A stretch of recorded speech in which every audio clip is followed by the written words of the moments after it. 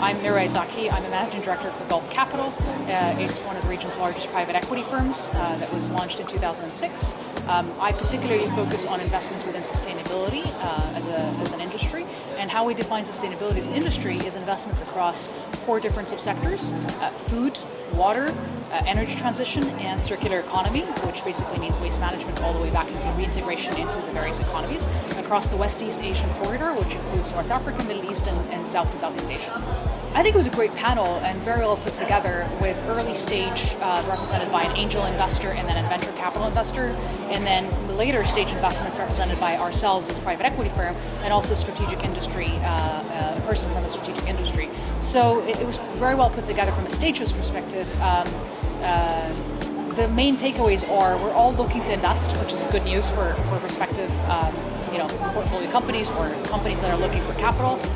But we're looking to invest in areas that are in high demand, in industries that are growing at double digits. And within the food spectrum, it's everything from production, so upstream where production of food is concentrated, and innovative production is very important. Protein deficiency is a big thing. Availability of water is a big thing. So greenhouses, protein-focused manufacturing facilities, all the way to the downstream of delivery and things like that. The areas that we're looking to invest in are also areas where you find circular economy integration, where you reuse, reduce, and recycle, whether it's food products or reducing of waste. That is, as you know, a very big problem in this particular part of the world, where our food waste is almost double the global average of food waste. But that percentage has come down, especially in the UAE, over the last few years, thanks to the ministry's active involvement in reducing food waste and increasing awareness. I think it depends on the industry and the region. So within the GCC, food security is a big thing. And when we say food security is a big thing, valuation and valuation-related considerations are secondary as opposed to primary. We operate at the intersection of financial returns and sustainable / impactful returns and impact-related metrics. So we look at production, midstream services, and downstream, which is basically delivery. So really across the board, we have a gap in this region. And as I mentioned in the previous question's answer, circular economy is an imperative. When it comes to sort of areas where we want to have more sufficiency in the GCC, we need to do local production of things. We import 80 to 90% of foodstuff in this region. That's a very, very high percentage. And that is coming down thanks to, again, all of the efforts done through the government facilitations, but also through private sector capital.